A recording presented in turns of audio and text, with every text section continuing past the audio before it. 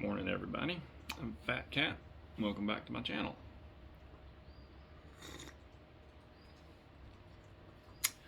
What I want to talk to you about today is process. What is your process for hot shotting? Or what is a process for hot shotting? Talked with some people yesterday who were new to the business, and they didn't have any idea of a process whatsoever. They had absolutely no idea what they should be doing in order to make money, because the smoother your process is in this business, the more money you make. Now, if you don't have a process or a process in mind, you're not going to do so well in this business. You're not going to make it. So you really got to streamline your process, and there's two different methods to this. So I figured what I'd do is I would walk you through my process, and then I'll give you an excerpt of someone who used a different process. Okay, on a typical day in hot shotting, I would get up about 4:30 in the morning, take care of my business, shower, shave, do what I needed to do, get out to the truck, check all my fluids, oil, radiator fluid, washer fluid, brake fluid. Most of these things with the newer model trucks, you can do a visual inspection because the container that holds these fluids is clear. So you don't have to worry about taking caps off or anything like that. So after I would do my inspection under the hood, I would get a flashlight. Usually I already had that in my hand to begin with, but anyhow, I would check my tires. Check all my tires. Make sure I didn't have any nails or any excessive wear or cords showing or anything like that. And then the next thing I would do is I would check my safety chains. Check my safety chains, my emergency cable, make sure it was hooked up, because those two things right there are the number one thing that the DOT guys love to write hot shotters up for, because for some reason the safety chains, people in hot shotting, they don't ever hook them up. They don't hook them up.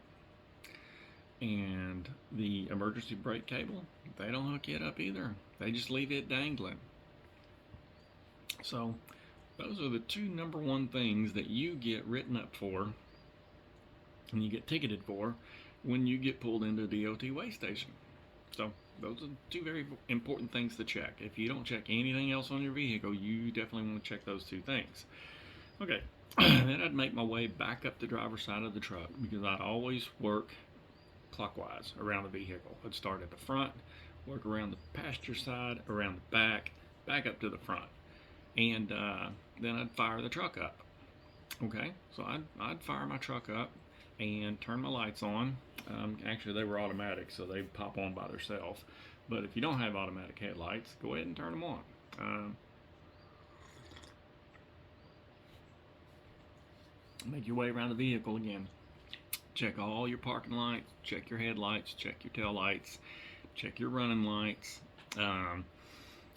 Make your way back up to the vehicle, and usually by then, I would also look under the vehicle, make sure I didn't have anything leaking, any fluids leaking or anything like that. So, usually by then I was ready to go. Okay, so what I'd do is I would crawl in the seat of my truck, and before I put foot on the accelerator, I would check my paperwork. I would see how far out I was from my drop. Was I an hour out? Was I 2 hours out? Because usually I would stay about an hour, maybe two at the most from my drop. That was just the way I did it, the way I like to do it. Usually if I got within a couple hours of my drop, go ahead and shut down. So, anyhow, I'd check my paperwork, and I'd go ahead and Google Maps that damn thing. Make sure I could get in and out of there, because sometimes your paperwork sends you to a place that you can't get 65 foot of truck and trailer in and out of there. It's not going to happen. So that way, if I needed to call them and ask them if the address is correct, then, because you'd be surprised how many times that happens. What will happen is the broker will give you an address on the paperwork that is the billing address. And a lot of times you'll get out there and the billing address is completely different than the receiving address. So normally, to mitigate this, as soon as the load was on my trailer and I was flying down the highway, at some point when I stopped to fuel up, I would call them and I would verify the address. Talk with somebody in receiving. You don't want to talk to those phone Nazis that answer the phone. The reason why is because in their mind, nothing happens around that fucking place until they clock in. Okay? So you always want to speak with someone in receiving, because those phone Nazis that answer the phone, they'll tell you that they don't start till 8 o'clock. And they're right. Their lazy ass don't start till 8 o'clock. But if you talk with somebody in receiving, 99% of the time they'll tell you, yeah, we're here at 5 or 6 in the morning. Bingo. That means you can drop your load early. You can be there at 5 or 6, ready to drop the frickin' load, not 8 o'clock. So, anyhow, check your paperwork. That's the main thing. Then I put it in gear, wheels up, flying down the highway. Just cruising right along.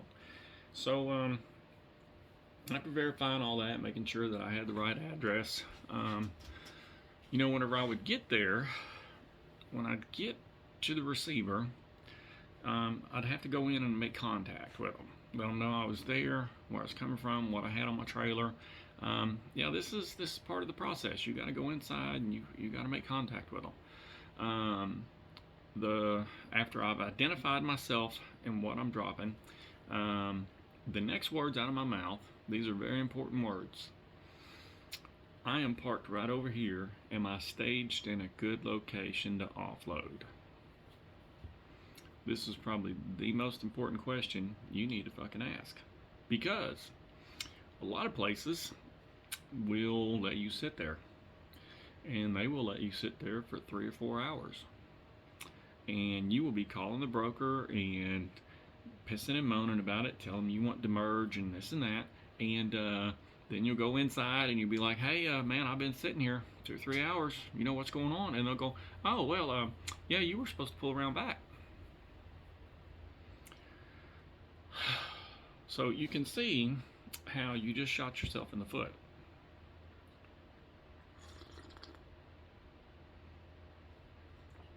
Now, the thing about hot-shotting is your biggest enemy in this business is time. Time is your biggest enemy. And in hot-shotting, you don't have a lot of it. You're not in a big truck where nobody values your time. You can't sit there where you don't value your time. You got to be on these people. You got to be on them, making sure they are getting that shit off your trailer. So after you've identified where you're supposed to park and unload, generally I would pull around, and the first thing I'd do is start untarping, unstrapping, and I would do it in sequence to where if I had, say, 2 or 3 pieces on my trailer, to where they could go ahead and start pulling them off as I was unchaining or untarping or unstrapping the remainders. Okay? It's really important not to waste time. So as they're pulling the stuff off my trailer, I go ahead and continue to untarp, chain, strap, whatever needs to be done. Okay? Now, once they pull one piece off, and it's going to take them 5 or 10 minutes usually to pull that piece off, whip around, drop that. As soon as they do, I was spooling my ratchets back up, wrapping up my binders and my chains, and stowing everything away that wasn't no longer needed, and then would continue that process as they were pulling stuff off my truck. Now, some people, they're just lazy. They are just lazy. They're not going to make it in this business. The problem is they're messing it up for everybody else. These lazy people, they wait till all the shits off their truck, and then they start to stow and wrap and put away their stuff. The difference is probably about 30 minutes. So, how important is 30 minutes?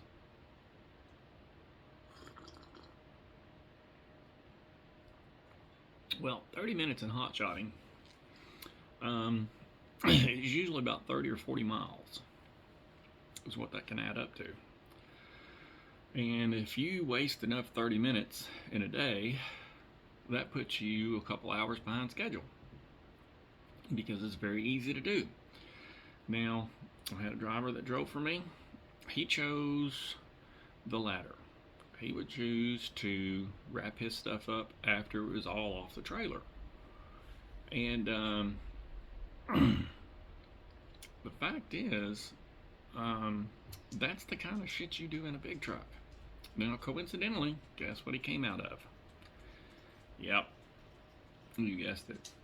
And so Hot Shot was a different concept that he couldn't wrap his mind around. He just couldn't seem to grasp.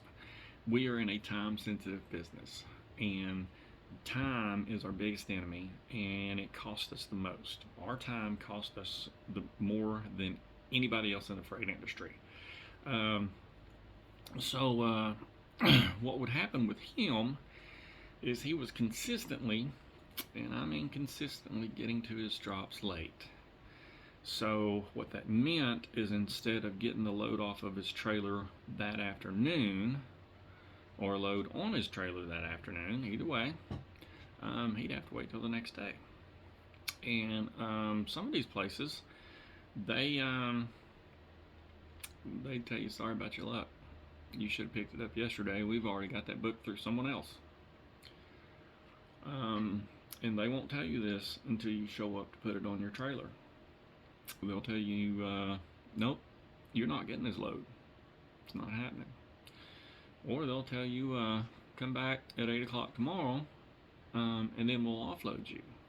So this became a habit, and it was an extremely annoying habit. Nothing would piss me off more than to miss your drop by 30 minutes. Now, listen, that's not to say that you don't get hung up in traffic or this or that, or things happen. But if they consistently happen, then it's a driver problem, not an unknown problem. Okay, it's a driver problem. So as I'm stowing my stuff away, putting the stuff up, I would know that when they pulled the last parcel off my trailer, last piece of equipment or whatever, that I was done. I already had my BOL signed, dated, and that's another important thing with your BOL. You want them to sign it, print their name, and date it.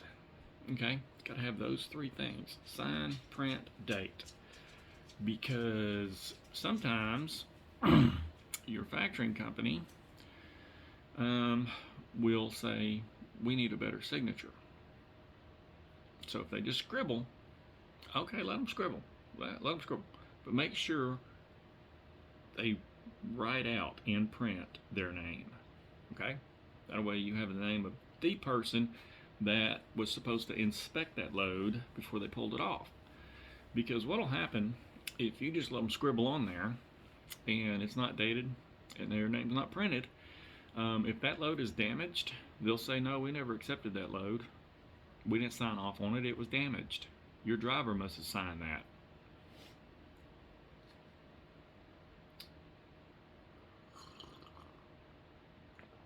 And guys, when it comes to damaged product, let's say they damage it after it's off your trailer with a forklift or run it into something or drop something on it, it's easier for them to file it on your fucking insurance.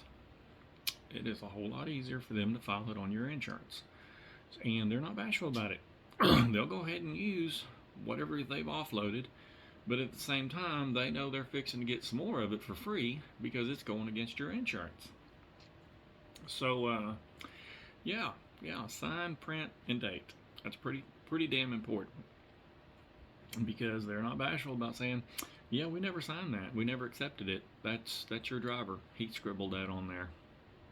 So that's pretty important. So that's part of your process is to make sure. Now, the way it works, the way it's supposed to work, is they're supposed to do this after it's off your vehicle. Okay. Now, what I would do is I always would get that done before I ever popped a strap loose. I've only had one time out of probably 1,000 that the guy said, "Nope, I'm not signing that till this shit's off your truck." So I would always try to get them to sign, date, print before I ever popped a strap loose, before it ever come off the truck. And a lot of times these forklift drivers or whoever's offloading it, they don't care. They'll do it. Okay, now what that means, and the reason why that's really important, is they accept that load in as-is condition. Whatever condition it comes off of there, because I picked stuff up at the receiver that was smashed up and delivered it to, or picked it up at the shipper that was smashed up, damaged, and took it to the receiver. They sign, date, and print, and then after they pull it off the truck, they're like, "Oh my God, this is damaged." I'm like, "Well, yeah, that's how I picked it up. You know, I got pictures. You know, this is me at the shipper. This is the stuff right here." And so usually, if you notice it's damaged, you kind of want to make note of that somewhere. You know, just make a note on the back of the BOL. That's a good spot. Um, you know, item in suspect condition. You know, just something on the back of it. That way you've got some legal footing there to fight this, because they will file it on your insurance. They'll try. They will try. So anyhow, once they pulled that stuff off my truck and trailer, I had everything signed, printed, dated, everything stowed away. Well, my next move was to get in my truck, and I would usually pull out to the street or pull out into another safe area and then check my next load, see where I'm picking it up. Like I said, now I would know what town I was supposed to pick it up by, so I knew what direction to head. But I would go ahead and put it in my GPS, check it out, make sure Google Earth it, make sure I can get in and out of there, and then I would call these people for my next load and verify the address. Okay, there's some things in Hotshot that you're probably not going to want to do, but you probably really need to learn to do it. Number one is pick the damn phone up and call these people. Okay, this will save you hours. Number two, you're going to have to be able to do a little bit of math. Okay, because a little bit of math goes a long ways. So that's a couple things right there, right out the gate, that as a Hotshot owner operator, you're going to have to be able to do. So I'd pick the phone up, call my pickup, and verify the address. Okay, the address I have is so and so. Is this where I'm supposed to pick this up at? And you'd be surprised how many times they will tell you that no, that's our office. The yard is across town. Now, if you don't do this and you drive to their office, which is in the middle of a complex, which is in the middle of downtown, you just cost yourself a lot of time. A lot of time.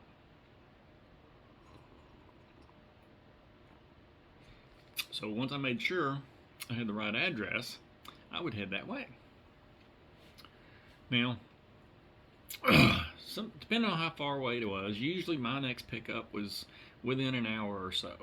You know, sometimes it was only 20 minutes across town. So I'd head that way. Upon getting there, I'd get out of my truck, go inside, make contact, identify myself. Who I was, I'm here to pick up a load going to so and such. Because most of this shit that they put on your trailer, you don't know what it's called. You ain't got no clue. It don't even matter. All you know is what it weighs, what the length is, and where it's going. You know, those are the 3 pieces of critical information you gotta have. And the first words out of your mouth after you identify yourself, you guessed it, is, am I staged in a good spot? because, like I said, they will let you sit there for a couple hours before they tell you, no, you were supposed to pull around back. And so you pull up and you get staged if you're not staged in a good spot to get loaded. And sometimes they'll tell you, ask the forklift driver. So then you got to go hunt him down, or anybody on a forklift. If you see somebody buzzing around on a forklift, you need to flag them down, because they don't give a shit about coming over there to you asking you what do you need. That is the last thing on their list, because they got other things to do. So they don't mind letting you sit there an hour or two. So if you see somebody buzzing around on a forklift or a SkyTrak, you best flag them down. Flag them down and go, hey, I'm here to pick this up. Am I in a good spot? See how this is saving time? It saves a lot of time. Now you're gonna have to walk your lazy ass over there and talk to them. Now open your mouth, open it up, talk to them, because they'll let you sit there.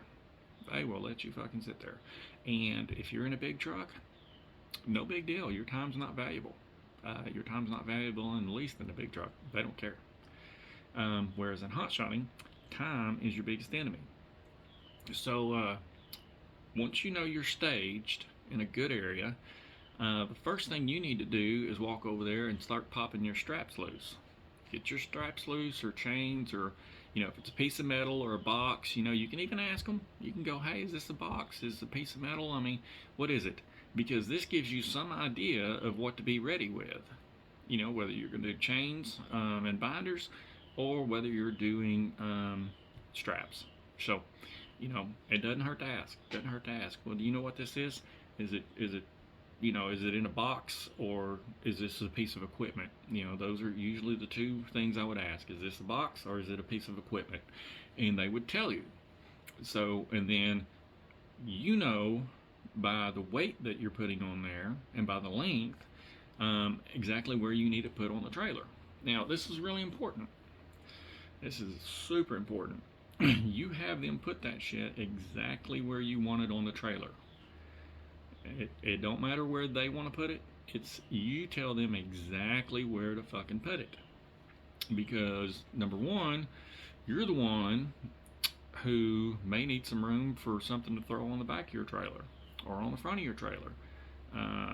You may be able to pick up a little extra going here or there. A little piece of nothing. Pick up an extra $500 or $600 going the direction you're already going, and you're going to need all that space you need.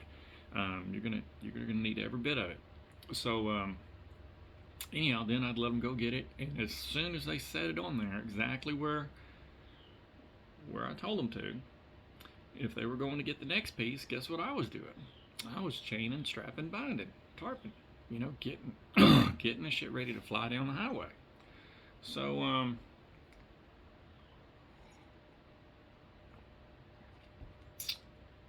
So after they were done with me, and I got my BOL and I've got my paperwork, I'm chain strapped, bound, ready to go. I do a quick walk around.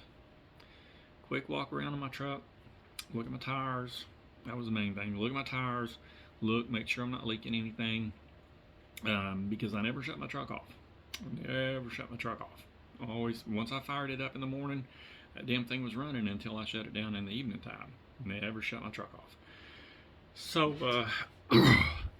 anyhow, once I was chain strapped, bound, tarped, whatever I needed to do, everything was stowed away and secured, ready to go. Get back in the truck. Okay. Get back in the truck, get in the driver's seat, look at where this thing is going, and look at who it's going to. Now, this is where the plot thickens, because some of these brokers, they like to be smartasses, okay? They tell these people that your truck belongs to them and that you work for them full time. So they won't put the name of the company on there. They'll give you an address, and they don't want you calling that company. So what I would do is I would use my good old buddy Google, pull up the address, see what company that is. Normally you can just speak it into the microphone, 1902 Oak Street, Clinton, New Jersey, or wherever the fuck you're headed. And it'll pull up the name of that business, and you call that business. Okay, now this is really, really, really important. Okay, you call that business, tell them who you are, where you're coming from, what you got on your trailer, and you don't do this until after you're loaded. Until after you're loaded, chained, strapped, and bound. And this is really important because I've had them say on the phone that no, we canceled that load, or we're not ready for it. You can't bring it. And guess what? If it's on my trailer, guess what they're fixing to get? That's right. They're fixing to get what was ordered, whether they want it or not. So it's really important to make contact with them. It kind of gives you a heads up. And what is something you ask these people while you're on the phone with them? It's really crucial. That's right, the address. Ask them if the address is correct to drop this piece of equipment off, this box or whatever. You've got to ask them, hey, the address I have here on the paperwork is 123 Oak Street. Is this correct to drop this off? And you'll be surprised how many times they tell you, no, that's not correct. That's our billing address. That's our office. Yards across town. Got to remember that. Yards across town. Okay? It happens quite a bit. That's why I'm harping on it. So, because, like I said, your 30 minutes or 45 extra minutes here and there may not be valuable to you, but what's happening every time you hit one of those roadblocks because you dropped a fucking ball, that inhibits you from getting the stuff off your trailer that day or first thing the next morning, or it'll inhibit you from getting your next load on your trailer that day or the next morning. See how this is very cyclical. It will put you further and further and further behind schedule. Now, like I said, I had a driver that he didn't use the methods I did, and I would always have his loads pre-booked the day before. And I think the short time he was with me, out of the 60 loads I booked for him, I ended up having to cancel about 22 of them because he didn't have a process. He did not have a process. He come out of a big truck. He thought he would use big truck thinking in a small truck, and he failed. He failed miserably, and in the process, he cost me a hell of a lot of money. Now, this is a very symbiotic relationship. You're here with me because I make you money, and you're here with me because you make me money. And if you don't make me money, your ass ain't here long. That's just the way it works.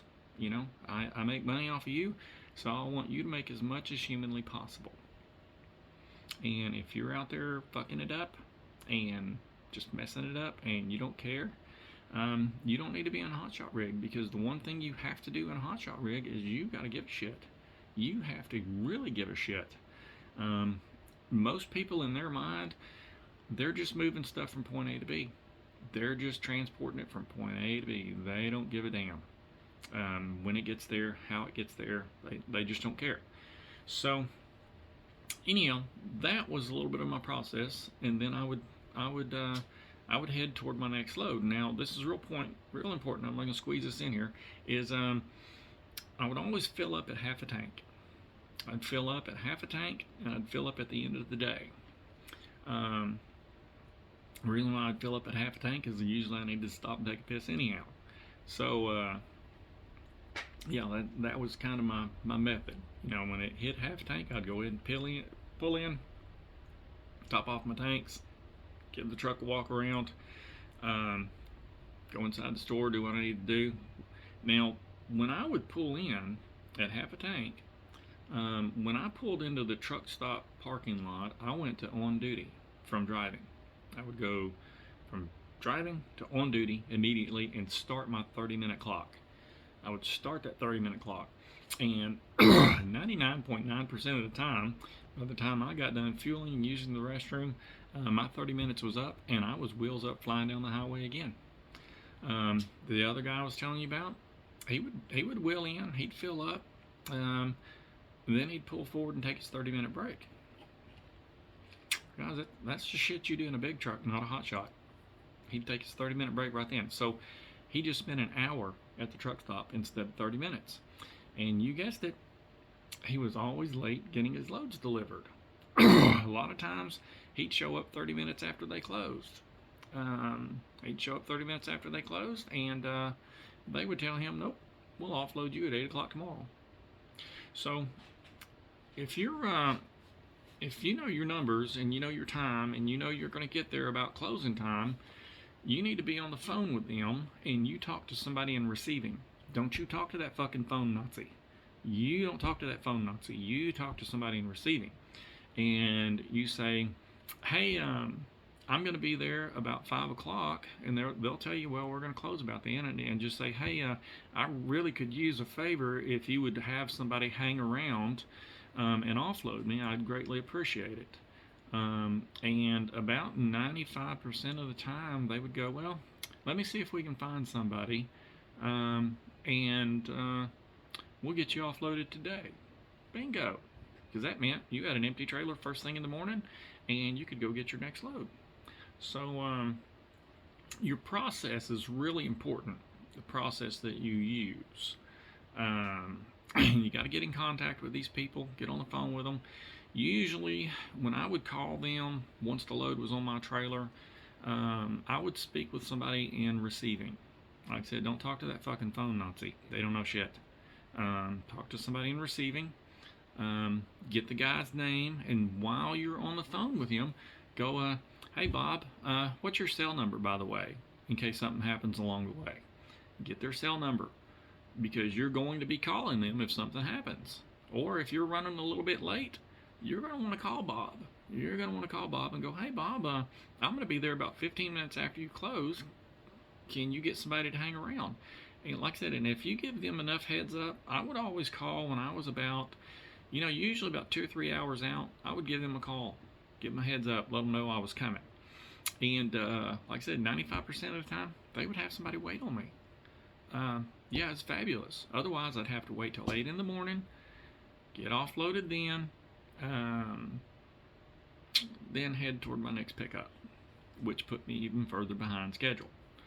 So, yeah, it's time management is really, really important, and staying on top of it. So that was kind of the gist, the biggest part of my day. I would, whenever I pulled in, shut down in the evening, get out of the truck, check, make sure nothing's leaking, nothing dripping, shut the truck off, do your walk around, check everything out, make sure your tail lights are still in there, because I've had them fuckers pop out while I'm bouncing down the highway. Yeah, you want to check everything again, and it's paperwork time.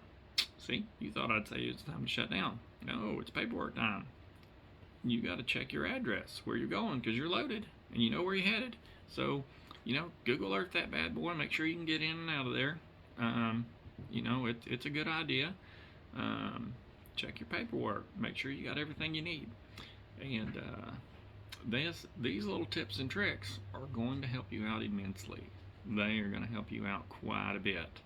So, yeah, it's a pretty good idea to start getting a process established. Get in the habit. Now, some people,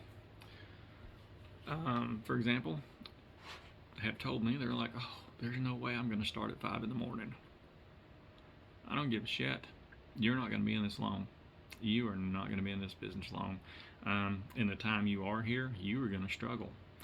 You can see in hot shotting, pretty much everybody you do business with, and this is something that the big truck people that get into hot shotting really struggle to wrap their mind around.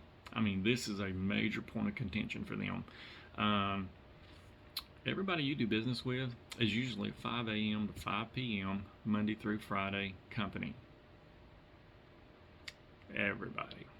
Now, some companies will let you drop on a Saturday, or pick up on a Saturday even. That's why it's really important to call these people. it's kind of important that you run during the frame of hours that your clients are open. And because these people you're picking up at and dropping off at, those are your clients. And it's really, really important you wrap your mind around the fact that you need to be running when they're open, not when they're closed. I've had drivers that they'll drive through the weekend. Guys, that is the dumbest fucking thing on the face of this planet you could possibly ever do, is drive through the weekend. That's, like I said, that's big truck stuff. It doesn't apply to Hot Shot.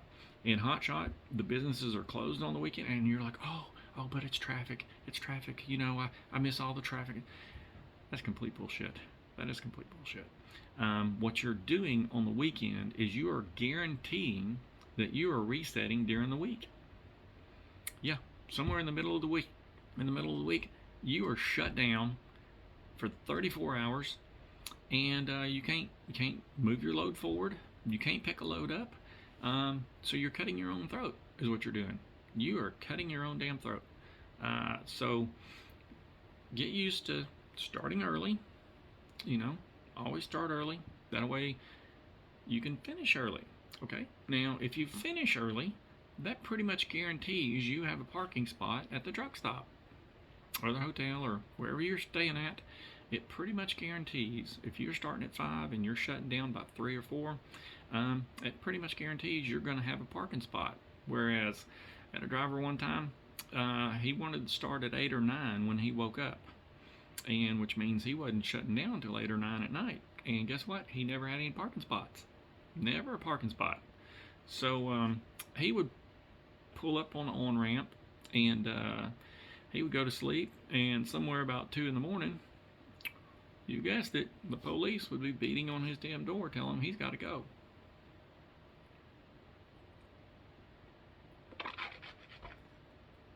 So, implementing these processes can mean the difference between your truck making $5,000 a week and your truck making $9,000 a week.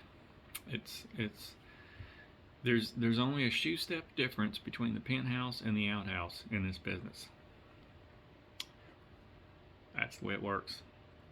So if you're struggling, not sure what's going on, you're trying your best, it's probably because you're not getting up early and getting your day started, and you're probably not on the phone with these people making contact. So take away from this video, start early, make contact, refine your process, because the more you get used to doing your process, the quicker you get at it. And the quicker you get means the quicker that shit gets off your trailer. So that's really the goal. Is get it off your trailer. It's one of those things that the longer something's on your trailer, the less money you make. So keep that in mind. The longer it's on your trailer, the less money you make. But anyhow, I'm Fat Cat. That's some tips and tricks. Refine your process. Get up early. Get on the phone. Call these damn people. And like I said, safe travels, and we'll see you on the flip side.